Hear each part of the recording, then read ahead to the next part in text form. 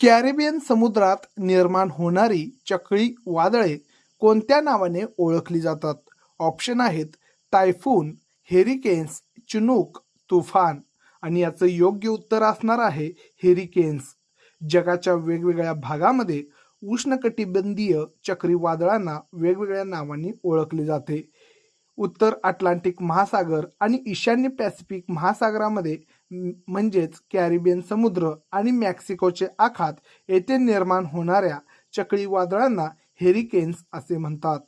तर वायव्य पॅसिफिक महासागरामध्ये म्हणजेच जपान, चीन, फिलिपिन्स यांच्या जवळ येणाऱ्या चक्रीवादळांना टायफून असे म्हणतात. चिनूक हे जे चक्रीवादळ नसून उत्तर अमेरिकेतील रॉकी पर्वताच्या पूर्व उतारावर वाहणारे उष्ण आणि कोरडे वारे आहेत.